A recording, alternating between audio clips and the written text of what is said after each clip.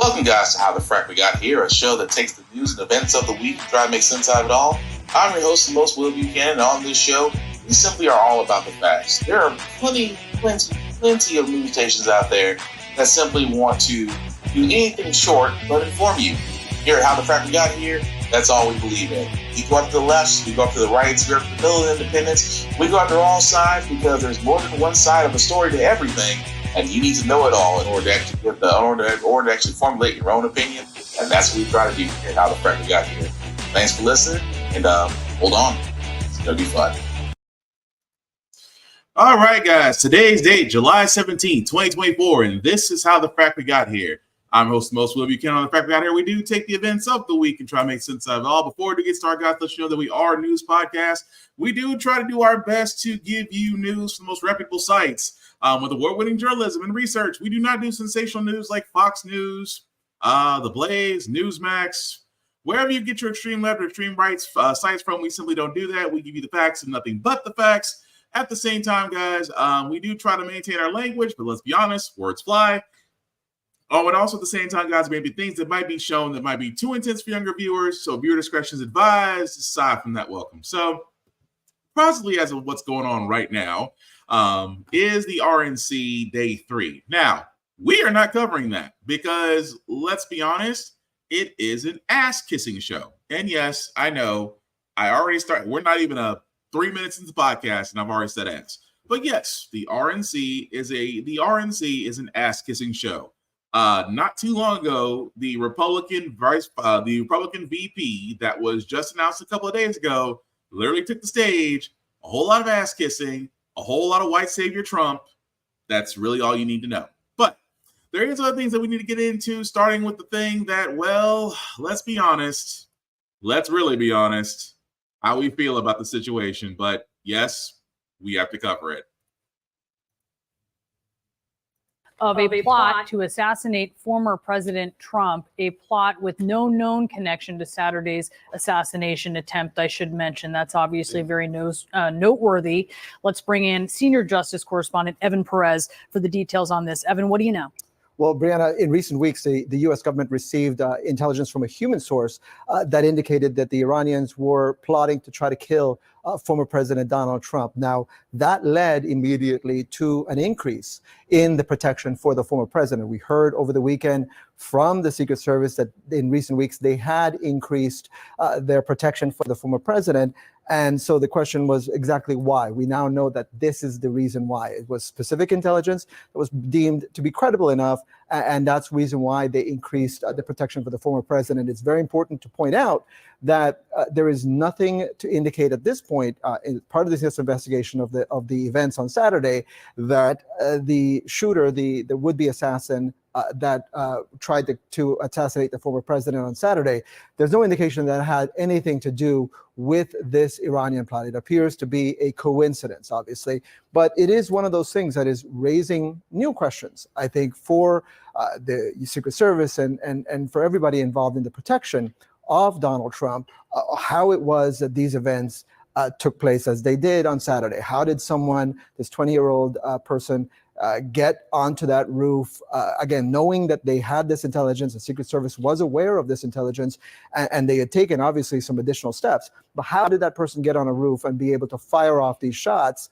that almost killed Donald Trump? Those are very, very big, important questions that you're going to have, Secret Service are going to have to answer in the coming weeks. And then the other issue, obviously, is how much of this played into some of the preparations for this rally. We know that over the period of months that the former president's campaign has been told and has been warned by the Secret Service about the inherent risks of holding these very large, these outdoor events where it's inherently more risky for his security. And the Secret Service would much prefer for Donald Trump or anyone who's running for office like this to hold events in a closed environment where they have better control of who gets in and out and who might have access to him. And so the question there is, were they aware of, to our knowledge, they weren't necessarily read in on the specifics of this plot, but the question is, should they be holding these outdoor events? So we're going to stop it right there because let's be honest, we've all heard it by now who the shooter was, how he was identified. And I think I speak on behalf of all people of color. We can sit there and go, woo, it wasn't us, which we kind of expected it wouldn't be us. But still, a 20-year-old man who decided that day he wanted to unalive a former president, now a convicted felon, and missed. I don't want to be petty right now. I'm trying my hardest. I am trying my hardest not to say what I would like to say. However, I will put it this way.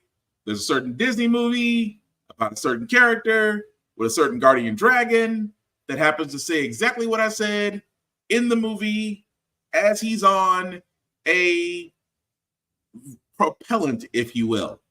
If you know the scene, you know what I'm getting at. You know my opinion on that. But again, it amazes me so the outpouring. Like now you have foreign governments wanting to take Trump out. I'm not saying it's not possible, considering the fact that he's probably the most compromised president ever in history. Every foreign government seems to love him.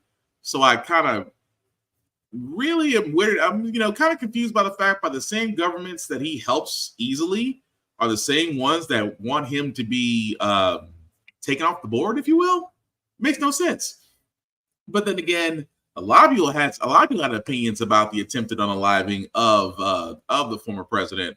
And again, it's amazing now that he's walking around with a bandage that most medical professionals wouldn't put on an ear.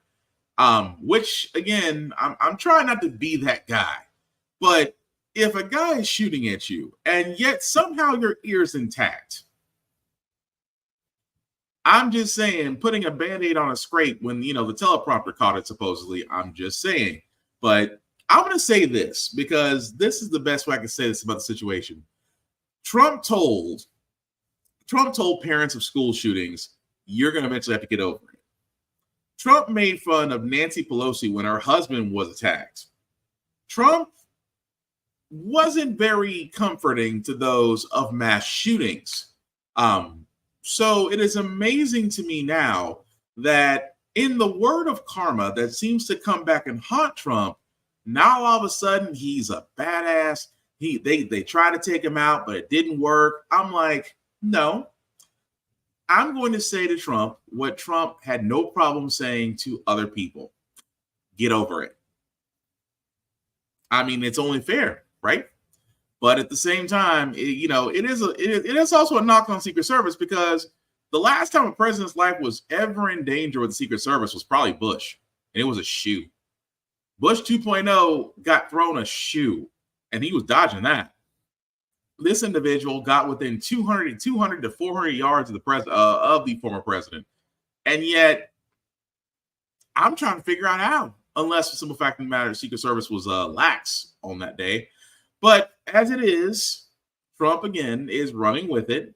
Everybody's like, they try to take him. He's too strong. Even 50 Cent had some fun with it, but 50 Cent trolls everybody, so that's not surprising. But again, it amazed me so that he had an assassination attempt on him. And now, True Social did go up in stock shares. People are coming out with that shirt of him with the fist up, bleeding from the ear, but the fist is up in the air like he's some plastic memorial. I mean, look, those shirts were already hitting the shelves like 10 minutes after it all happened. So the grifting is real. And trust me, from the guy who grifts his own people to keep himself afloat, they should know. But anyway, let's go ahead and get to the meat of the matter because Trump also this week did announce his VP. And I'm going to get to that. I'm going to get to those who didn't make it. Well, let's just talk about the guy who did make it. Has been an outspoken advocate for Donald Trump's MAGA movement as a senator, but he's about to enter a much brighter spotlight as a relatively untested first-term lawmaker turned vice presidential nominee. Tonight, Ohio Senator J.D. Vance launched into the national political spotlight. We proudly cast our 79 votes for President Donald J. Trump and J.D. Vance. The freshman senator was first elected in 2022. Raised in poverty, Vance enlisted in the Marine Corps and was deployed to Iraq. He later graduated from Yale Law School and wrote the best-selling memoir Hillbilly Elegy before turning to politics, first as a Republican Trump critic. I'm a never Trump guy.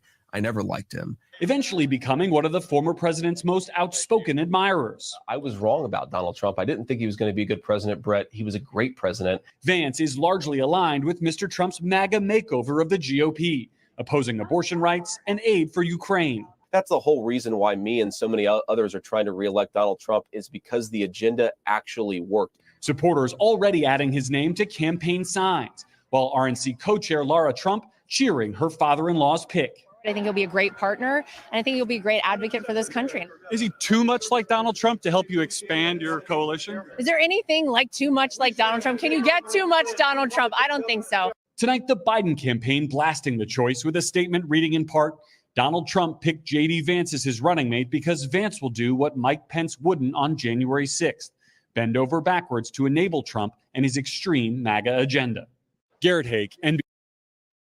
And yet, Mr. Vance, as you see right there, of course, it amazes me because the hype train has already started for Mr. J.D. Vance, a guy who, let's just be honest,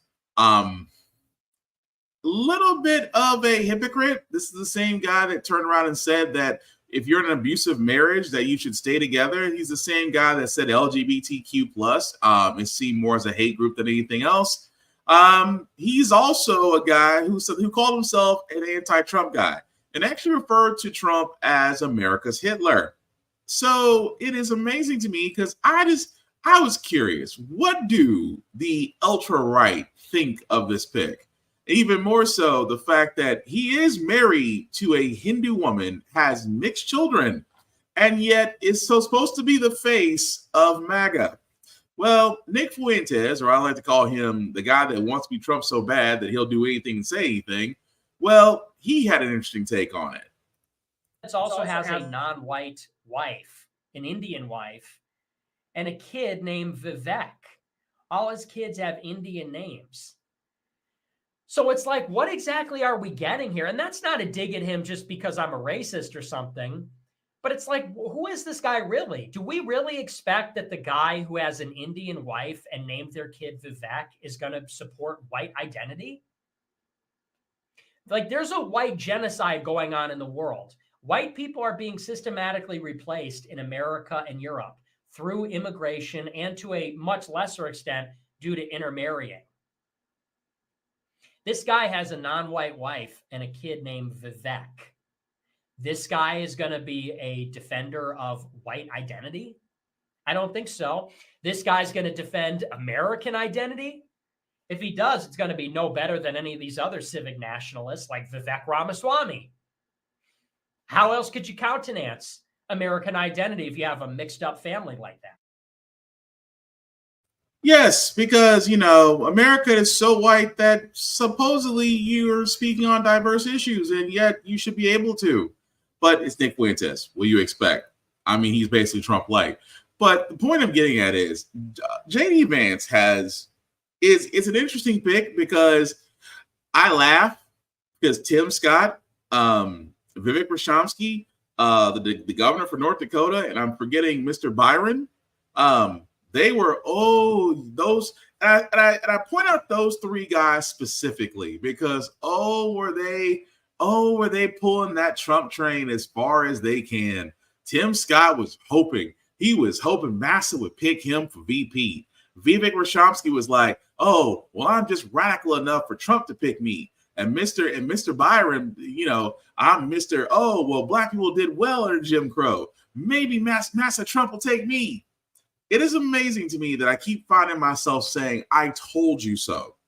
Because in the world of the GOP, there's only one group of people that cares about themselves. You cannot, and again, argue with me if you want to. I'm waiting for it. You cannot be Black and conservative. You cannot be Latino and conservative. You cannot be a woman and conservative. Why? Because you're basically trying to represent a party that has nothing or wants nothing to do with you. It is amazing to me how many times we've seen, I have sat there and said on this podcast, the day that the GOP has a I'll even do basic. The day the GOP, outside of Sarah Palin, who is as white and as less than trailer trash, because to compare her to trailer trash is an insult to trailer trash. But that's as far as you'll get. You won't get someone who's smart and intelligent and of color. You won't. Tim Scott and Mr. Byron thought that was going to happen for them. That's laughable. Vivek Ramaswamy thought it was going to happen for him. That's laughable. I was going to say, Trump's old nemesis, who was now speaking at the RNC, again, laughable. It is laughable how all of these people who all at one point, except for Mr. Byron, at one point said how much of a danger Donald Trump is, now at the RNC kissing the ring. And yet J.D. Vance is now the Republican prom queen. I don't feel bad for Mr. Tim Scott, who magically got a girlfriend during his presidential election, who his presidential election run, who magically got engaged, who was going to plan a wedding and then all of a sudden called off the wedding. I wonder why. At the same time, Vivek Ramaswamy is now still being the ever so cheerleader because he hopes that somewhere along the line there is a position, if Trump makes it that far, that there's a position in Trump's new cabinet, and he hopes he gets a position. I keep saying this all the time when it comes to GOP. They don't care about people of color. They don't care about women. They care about old white guys, men, if you want to be honest about it. Other groups, you just don't have a seat at the table. And I don't care how many times they try to sit there and say, oh, he would be a very good pick. They said the same thing about Herman Cain before he was no longer with us. How many times he kept on saying, oh, he would be a good presidential candidate. And what happened? Libya. Again, fell off the deep end. And again, we see women coming forward. Women don't make it that far in the GOP. Why? Especially in this case, because Trump is every conservative's delusional wet dream. And we have seen what happens when you go against the GOP. It's better to go with the mob than to go against it. And as you can see, all those ones out there, including Mr. J.D. Vance himself, Mr. I'm an anti-Trump guy, Mr. I'm calling him America's Hitler, Mr. We could do better than Trump, is now his VP running mate. Oh, it's amazing what happens when power is given to you by the people you don't like. You find out who people really are. That's all I'm saying. But moving right along, guys, I did want to cover this because we have a grand opening, grand closing. Because Senator Mendez, remember that? The guy who was basically accused of bribery of being a purchase politician because gold bars and money and everything else was found in his house? Yeah, he's convicted. Found guilty, actually. I'm deeply, deeply disappointed by the jury's decision. I have every faith that the law and the facts did not sustain that decision and that we will be successful upon appeal. I have never violated my public oath. I have never been anything but a patriot of my country and for my country. I have never, ever been a foreign agent, and the decision rendered by the jury today would put at risk every member of the United States Senate in terms of what they think a foreign agent would be. I know my attorney want to say something, and then I'll keep going. Afternoon. We were surprised and disappointed with the jury's verdict. We disagree with it, and we believe today, as we have since day one, in Bob's innocence. There are grave appellate problems with this case and with this verdict, and we're going to pursue all appellate avenues aggressively. Okay, so again, that's him being convicted, found guilty of a jury of his peers for all counts for federal corruption. This is a guy who had 16 counts: bribery, extortion, fraud, obstruction of justice, and now I guess we could say it now, acting as a foreign agent. So it is amazing to me that was just earlier this week. Well, it turns out, because ever since this conviction, everybody has been saying on the Democratic side, you need to resign. Just go ahead, bow out gracefully. You've been convicted. Just do the right thing. Well, it turns out he actually did it. Is joining us now from Capitol Hill. Ryan, it wasn't 30 minutes ago that you and I were on the air here talking about the possibility that something like this could happen. And now he is, will you tell us, the reporting seems to suggest he is calling folks and telling them, has he filed anything formally on this yet?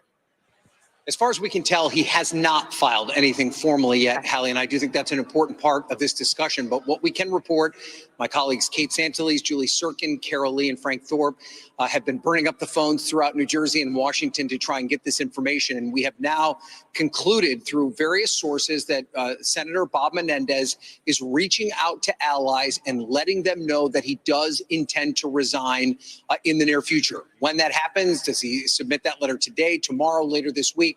That remains an open question, but he is at least telling people close to him that that is his intention. This, of course, does not come as a surprise, especially given the fact that 44 Democratic senators have already called on him to resign. Within that group of 44 senators, there have been a number, including his seatmate in New Jersey, Senator Cory Booker, who have said that they will move to expel him, maybe perhaps as soon as next week, if he does not submit that resignation letter. When we say 44 Democratic senators, Hallie, it's important to keep that in mind. Democrats control the Senate by just one vote. They have a couple of independents that caucus with them. And then there are 3 senators who sit on the Senate Ethics Committee. The senators that sit on the Senate Ethics Committee are not allowed to voice their opinion publicly about a matter like this because Menendez is also being investigated by the Ethics Committee.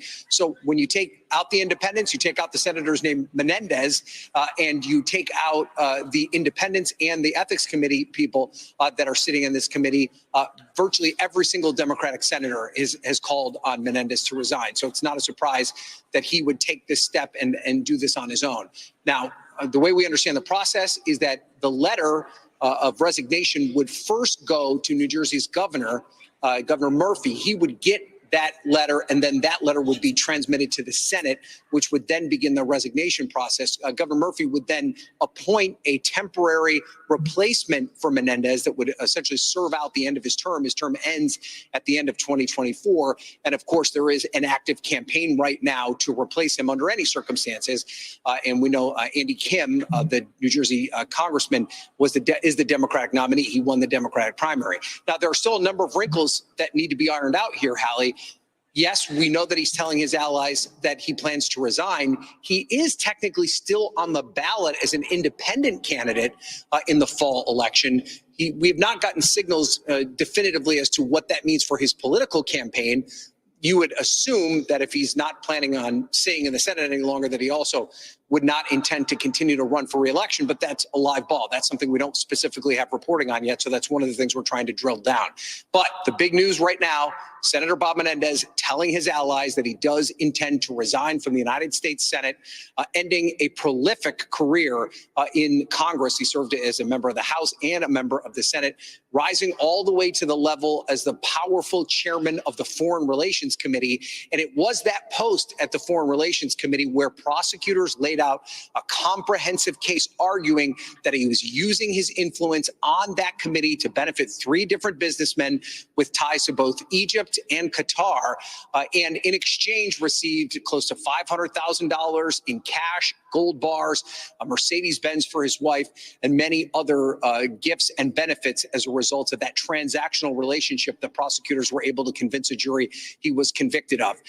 It's also worth pointing out, Hallie, as we break down the fallout from this case, this is now the second time that the Merrick Garland-led Department of Justice has won a conviction of a prominent Democrat in just the past couple of months. Of course, the first being Hunter Biden. That was through a special counsel investigation, but it was through the Department of Justice.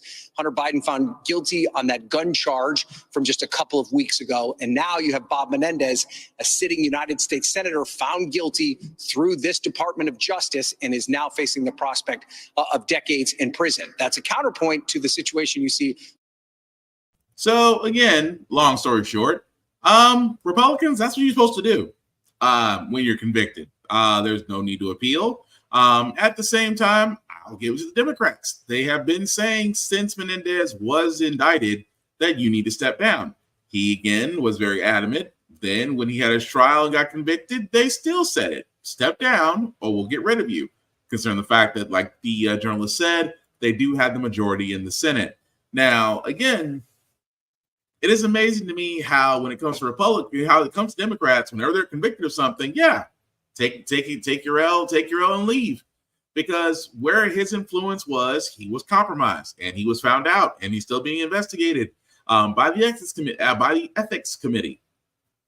Again, bow out gracefully. You had a run, you got caught. Now it's time for you to go. No shame in that game. But at the same time, it's amazing to me how Democrats will easily follow the process of getting rid of those that are caught and found guilty versus Trump, who somehow, some way, got two of his biggest cases pushed back. And we're going to start with the first one because there is a DA in Georgia right now that has to wait for an appeal. This appeal could put the Georgia hearing past the election. Why? Because again, Trump and his legal team using everything in their disposal when it comes to the law. But again, I'll let George Stephanopoulos explain. Pending an appeal from Donald Trump. Rachel Scott has the details. Good morning, Rachel. Hey, George, good morning to you. The Georgia election interference case against the former president is grinding to a halt. It was already very unlikely that this was a case that would go to trial before the November election, but now this move is making that more of a reality. Donald Trump and 18 other defendants were indicted in August, accused of participating in an elaborate scheme to try to overturn the results of the 2020 election. The Georgia Court of Appeals putting this case on hold while it reviews a lower court's decision to let Fulton County District Attorney Fani Willis stay on the case. Now, for months, Trump has tried to get Willis removed, arguing that her romantic relationship with Special Prosecutor Nathan Wade created a conflict of interest. Back in March, a judge did allow Willis to continue to lead the prosecution as long as Wade resigned. Trump then appealed that decision, and now this matter could take months to resolve. Of course, it was just last week that the former president was found guilty, convicted on 34 counts of falsifying business records. His sentencing in that case is set for July 11th. That's just 4 days before he is supposed to be accepting the party's nomination at the Republican National Convention. Of course, the former president is also facing charges in 2 federal cases, one where he's accused of mishandling classified documents, the other also surrounding his alleged effort to try to overturn the 2020 election. Both of those cases now facing significant delays, also making it less and less likely that either of those would go to trial before the election, George. As we wait on. And that's crazy, isn't it? That basically his appeal, because for all those who don't remember, there was the Georgia case was again the election federal case, where Trump literally on the phone called the Secretary of State and said, we need to find a certain number of votes because we need to overturn this win from Joe we need to overturn this win from Biden. He called the Secretary of State looking for votes, a specific number of votes. If that's not election interference, I don't know what is. But that also being said, though, this also led to, Georgia DA Fani Willis, who was all but ready to go ahead and move forward with her case as prosecutor. Then it was found out that Fani Willis and her top prosecutor may have had a relationship. This led to another trial to see if Fani Willis was competent enough to still remain in the case as prosecutor, to which she showed from the witness stand how to lawyer and make Trump's prosecution team look bad. This eventually led to the judge actually doing sort of a tie, if you will, because they said we cannot prove that that your position as DA that you've abused it, but at the same time we will allow you to stay on the case, but it can only be one of you. Her top prosecutor resigned from the case. She remained on it as part of the decision, and now the Trump team at the time is now appealing said decision, saying that Fani Willis needs to be removed. Again, pushing the actual court date of Trump and his accomplices in the Georgia interference election case is now pushed back because they're appealing the decision from the first case of trying to get rid of Willis. You can't make this up. At the same time, does this appeal push back the original case? Yes, after the election. Unfortunately, it does. And it amazes me because I was really thinking that this case specifically, because it's election interference, if Trump is found guilty on this, that should be it. If you interfered in an election, you should not be able to run as president. You really shouldn't be able to. Even though technically outside of murder and being a traitor is the only two things that can stop you from running for the presidency. That's just the way it is in the Constitution. We actually need to change that. But that's just one case, and that's the election case. Here's the messed up part. The case in Florida where he basically had classified documents because he misread the Constitution, thinking because he's president, he could declassify everything and keep documents. That also got pushed back. Why? Because of the judge. On hold, but tonight, case closed. A federal judge in Florida today handing Donald Trump a sweeping, unexpected legal windfall, dismissing the charges he'd faced for hoarding classified documents at his Mar-a-Lago estate after leaving the White House and then allegedly obstructing the government's efforts to get them back. Violations of those laws put our country at risk. Judge Eileen Cannon finding the appointment of that top prosecutor, Special Counsel Jack Smith, improper. Cannon, a Trump appointee, concluding in a 93-page decision that Smith's appointment by Attorney General Merrick Garland violated the Constitution, as Smith wasn't nominated by the president or confirmed by the Senate. That reasoning, a dramatic departure from every other court that's looked at the issue. The former president pleaded not guilty to the charges last summer. Today, Mr. Trump described as very happy with the court victory, according to a source who spoke with him, as he called for the dismissal of his 3 other pending cases. Lester asking President Biden to weigh in on the ruling. Judge Cannon dismissed the documents case, as you may have heard, in Mar-a-Lago. Can I first get your reaction to that? I'm not surprised. And Laura, the Justice Department saying late tonight it plans to appeal.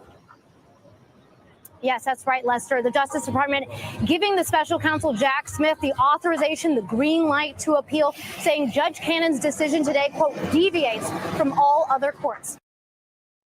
So crazy, isn't it?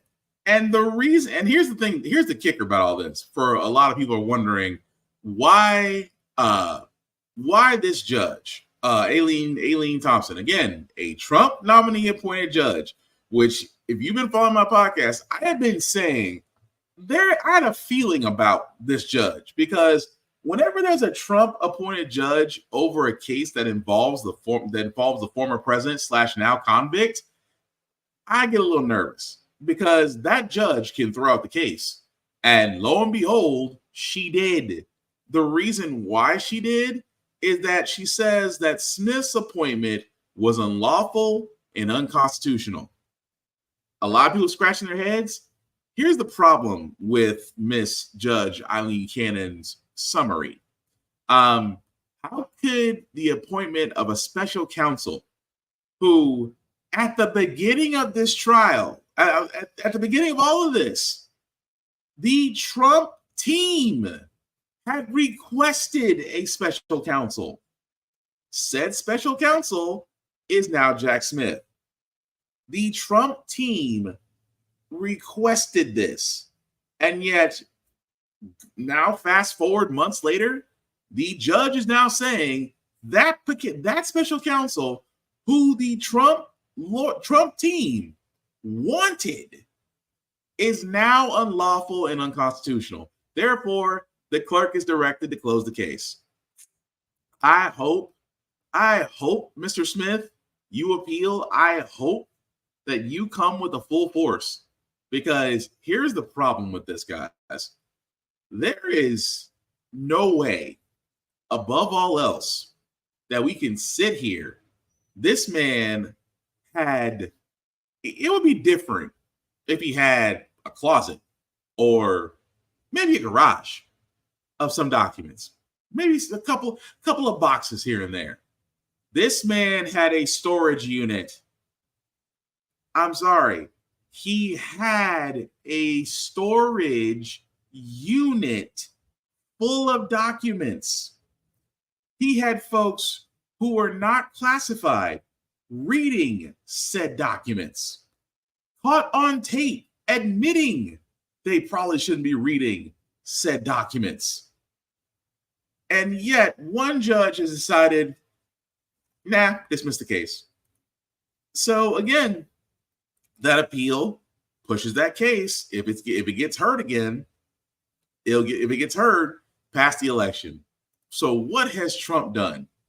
Successfully, 2 of the 3 bullets that were forgive me for the back of the letter, but I know terrible language, but that's the best way I can say it. 3 objects that were coming at his head, 2 of them he dodged. And now there's only 1 out there. And he can call them witch hunts after all you want, but a lot of Americans are shaking their heads and going, how in the world, and I've said this before, this is why things like 2025, Project 2025, Agenda 47, this is why I keep saying we need to be active and vote, because they're going to try to push what they know and how they can get it to work. They're going to try to push it through. And you are now just seeing the preamble to it. We hadn't even got to Act 1 yet. This is just the prelude. This is the prelude. And to think, 2 cases that should have really discredited him from running for presidency have now been pushed back to the end of the presidential season, the presidential candidate season. So now it's just like, again, people, I cannot stress this enough.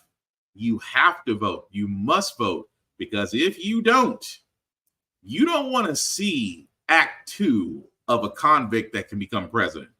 Act 1 was hard enough. Do you really want to see Act 2? Just saying. But some other news, I'm going to get to President Biden, because this may be too little too late, but points for effort, I guess. This morning, President Biden is reportedly planning to endorse major changes to the Supreme Court, including term limits for justices and an enforceable ethics code. That's according to the Washington Post, citing 2 people briefed on the plans. Reproductive rights have been a major focal point of Biden's campaign since the Supreme Court overturned Roe v. Wade. There's going to probably be 2 more appointments to the court. There's probably 2 people going to retire. Just imagine if he has 2 more appointments on that, what that means forever. Biden returned to the campaign trail yesterday, visiting Las Vegas. Speaking to the NAACP, he took jabs at a comment Trump made during last month's debate about migrants taking black jobs. Folks, I know what a black job is. It's the Vice President of the United States. A new national poll taken after the assassination attempt on former President Trump shows it remains a tight race. Trump leading Biden 43 to 41%, still within the margin of error. But Biden faces more challenges within his own party, unhappy with his debate performance. Some lawmakers have now drafted a letter calling on the Democratic National Committee to delay a virtual roll call for Biden's nomination in the coming days, arguing it would shut down the possibility of picking another candidate. In audio obtained by ABC News. So let me stop there, because it kind of goes into some Democrats still calling for Biden, which I still think is crazy and stupid. But I love the fact of what was said at the beginning, that he wants to endorse major changes to the Supreme Court, term limits for justices. However, it needs detail. And I'm going to be honest with you, when I say it needs detail. Because for all those that don't know, Supreme Court justices is a lifetime appointment, unless you're convicted of a crime or, you're no longer on this mortal plane. That's the only 2 ways that you're going to be removed once appointed. Now, at the same time, the same term limits I keep saying term limits all around should be on every branch of government, not just the Supreme Court. I would say this because and not just, the only really branch out there would be the executives, because, president can only serve 2 consecutive terms. You got to sit one out. I think for those in the Senate and the House of Representatives and the Senate should be the same way. I think for Supreme Court justices should be the same too. I think that it's high time that we look at the Supreme Court the same way we look at the Senate and at the House and the presidency. We cannot just expect no longer individuals to serve a lifetime and think they're going to, make right decisions depending on, who nominates them, especially in the sense that our Supreme Court needs to be balanced. We have more conservatives than liberal and progressives. I think we need a balanced Supreme Court. President Biden could have really done what the former convict did. He basically packed the Supreme Court to the conservative side. Biden, during his first term, could have done the exact same thing if he chose to. But the reason why I say it's too little too late, because, again, this should have been one of the things that should have been done at the beginning. If you really want to show change, let's show the fact that, Congress is a nursing home with power, and that needs to change. The Supreme Court is looking more and more like the conservative death panels that they talked about during Obamacare. We can change that. And don't get me wrong, I like the fact of term limits for it. I also like the fact of an ethics code, because I have been saying a couple of times on this show that for the simple fact of the matter, that what needs to happen with the Supreme Court needs to answer to someone. I have been saying that. And the thing about Supreme Court is they don't answer anybody.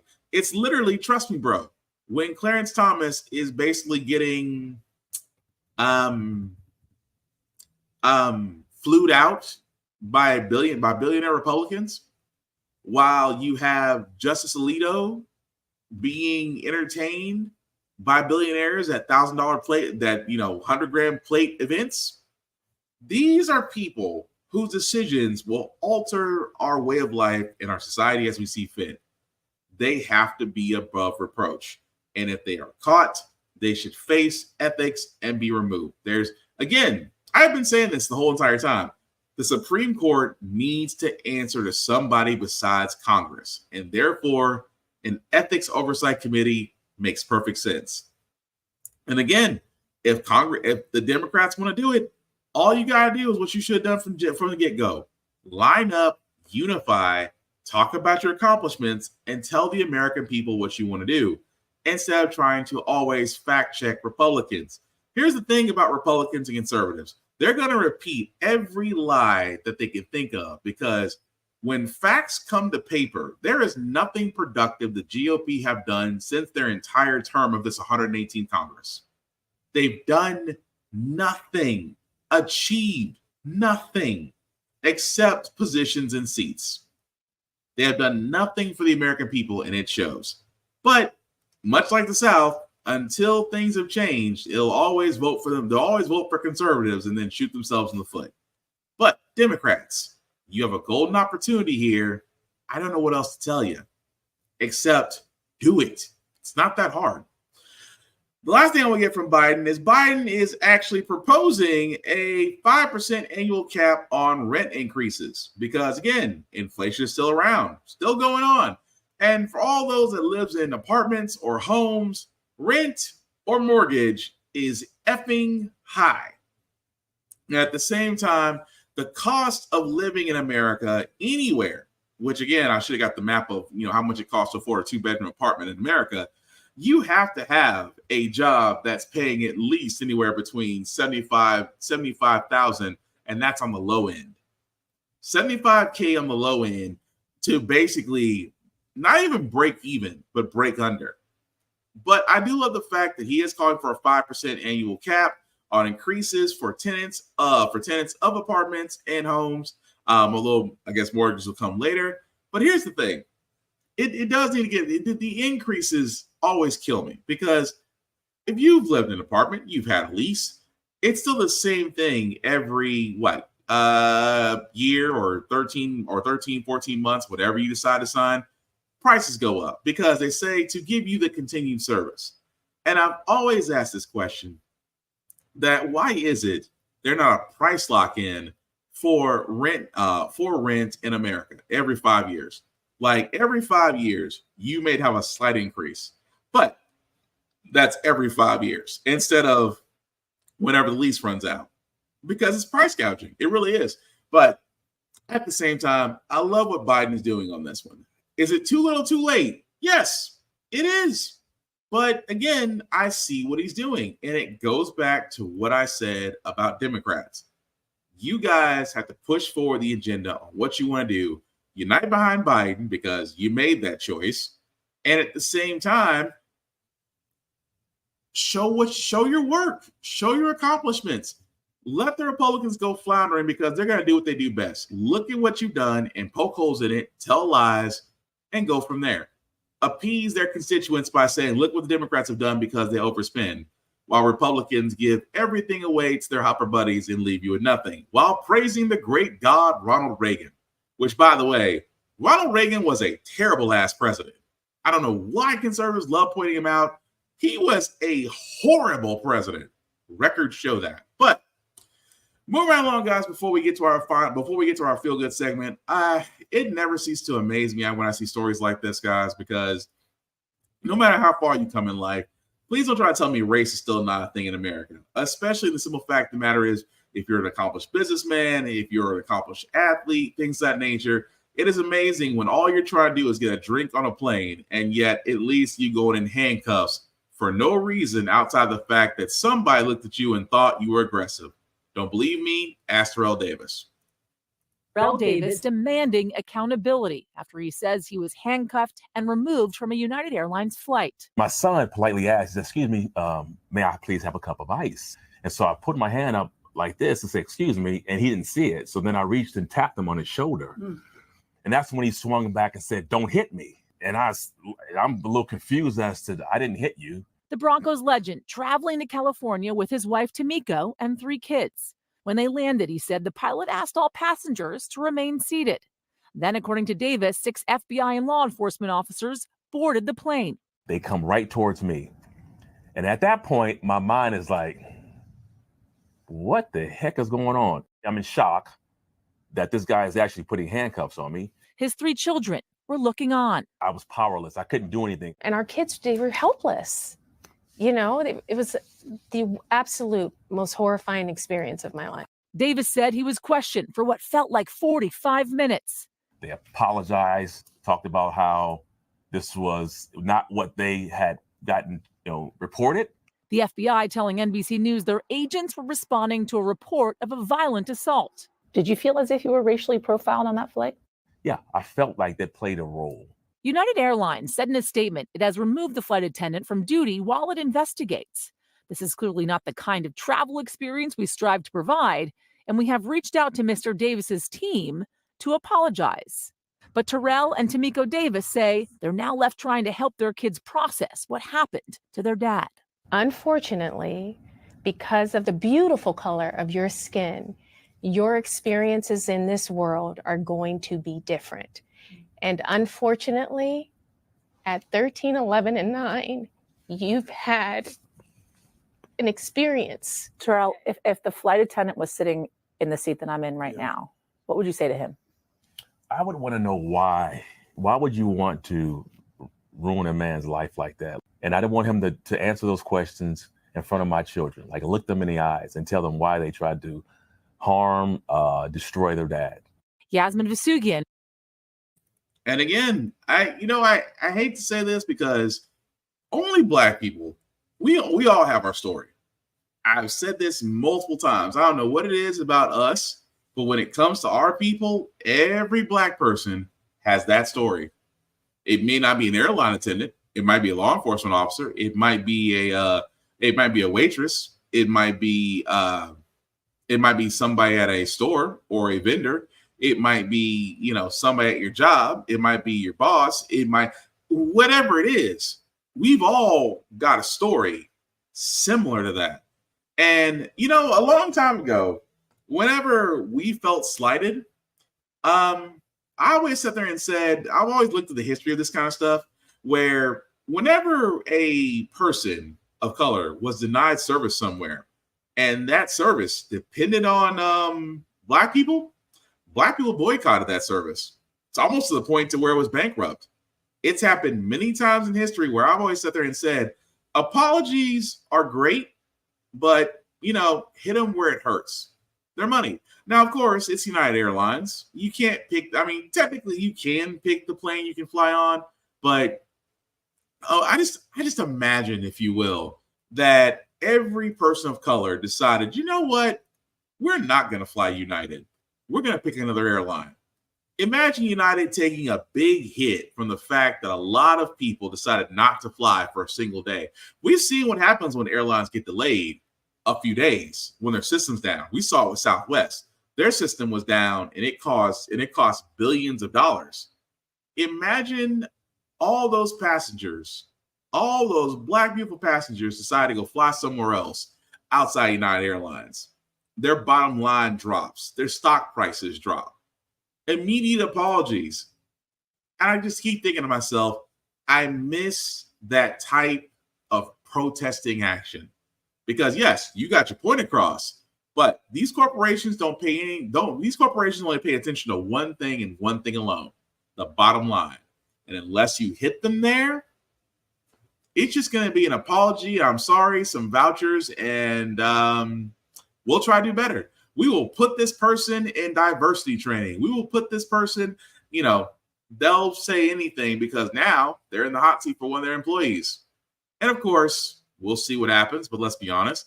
They'll probably have a sit down with Terrell. They'll probably offer him a place on the, they can't say DEI anymore because too many companies trying to get rid of that. But trust me, they'll do something as part of their PR to say, hey, we've recognized the problem and we're now trying to solve it. But again, this unfortunately is a story of a Black person in America, because no matter how well our parents try to protect us, we all have a story to where we found out how quickly where we stand in America. Again, we all got a story, but we're going to move on to our feel-good segment, because usually on How the Frack We Got Here, we usually cover a lot of things that are doom and gloom, sometimes makes you faith in humanity. But hey, it's Wednesday, it's hump day. Tomorrow is Friday Eve, which is Thursday. And we will leave you guys out some good vibrations. And I keep on saying it takes a village to raise a child, even more so the store vendor who encourages children by good grades. And this kid was all too happy to come back and show what he did. How a store owner is inspiring kids in his community to excel in school who are hungry to do better.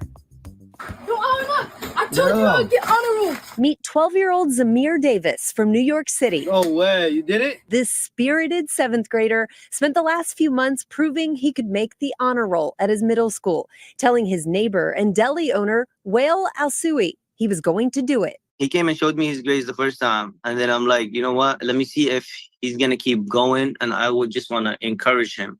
Well, encouraging Zamir and other neighborhood kids to reach their potential. I've been seeing a lot of kids get honor roll and stuff. And I was like, I want to get honor roll. But then I get merit roll. And I'm like, I don't want merit roll. I want honor roll. So I kept trying and trying. And after months of trying, Zamir delivering on his promise. Yo, Alma, I told you I'd get honor roll. No way, you did it? Yeah. No way, let me see. Running back into Wael's store to give him the good news. Zamir getting a 90% average in his last semester and making the honor roll. His prize? Okay, Zamir, go grab whatever you want. All right, I want you to make this into an Oreo milkshake. Getting whatever he wanted in the store. Zamir stocking up on an Oreo milkshake, Doritos, and... one more thing. Okay. A bacon, egg, and cheese. I got you. Zamir's father grateful to Wael and telling his son the sky's the limit. I'm very proud of my son. Absolutely, 100%. This is the beginning. You can reach the top if he put his mind to it. Keep going harder. He's going to be my doctor or my lawyer someday. That's right. Bravo to Zamir. Yeah, definitely congratulations to that young man. And I keep saying this all the time. Everybody's like, oh, but he's bribing. If you've ever been a parent of a child, you have bribed them. And there's no shame in that. At the same time, look what a kid could accomplish when he's motivated. That is all I'm saying. But you hear from a vendor. The vendor out there, the store vendor was like, you can do better. Show me you can do better. And here's an incentive. It's amazing what kids will do when you give them incentive, isn't it? So again, congratulations to that young man. Congratulations to the village out there that's showing that young man that you are capable. And trust me, kids, if you are listening to the sound of my voice and somehow looked up on this podcast, you are capable. You are definitely empowered, and you can do so much more than what you think you can if you only put your mind to it. So there's the more you think you know, do kind of thing. But anyway, we're going to go ahead and wrap this up, guys. Thank you all for watching, for liking, for letting me know this podcast is live. Terrible. That was a terrible segue. Thank you. Really do thank you. And again, some shameless plugging before we do get out of here, guys. Shout out to all those that went to BlurCon that was in DC. I hope you guys had fun.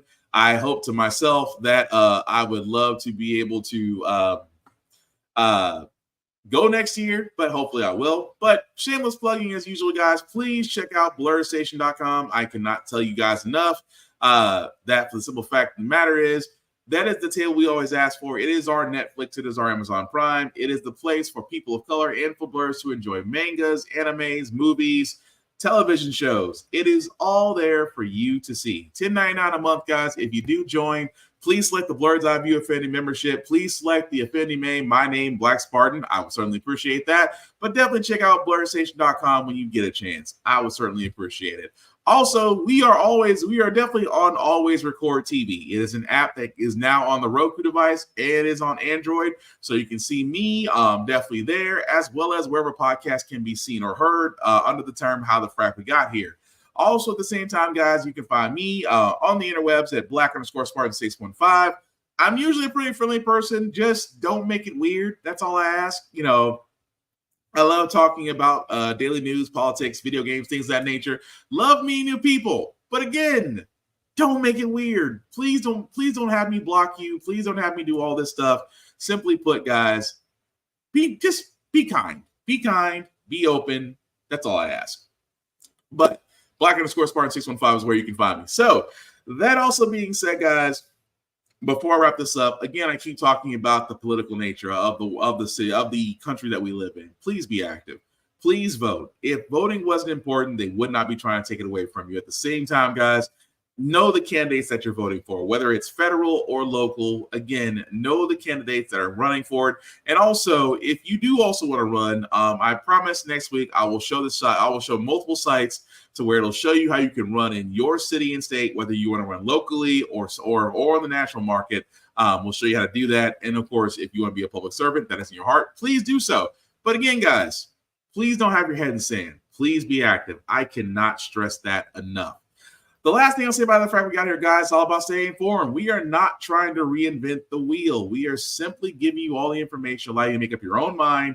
But we do provide a logical perspective that goes along with it. We do better in society once we're progressive. We move forward, try to basically change what we've done in the past by making decisions that we should have done back then, but we're doing it now. Like electing our first Black woman Supreme Court, electing our first Black woman to the Federal Board of Governors, electing our first Black woman as Madam Vice President. All great things. When we don't learn from history, we are doing to repeat it. That's what we keep asking ourselves. Why does everything go up at our paycheck? Why are we electing different politicians, but still the same old game in Congress? And most importantly, how the Frack We Got Here. Thank you all for watching, guys. Please take care of yourselves and each other. And I promise we'll get through this. Peace.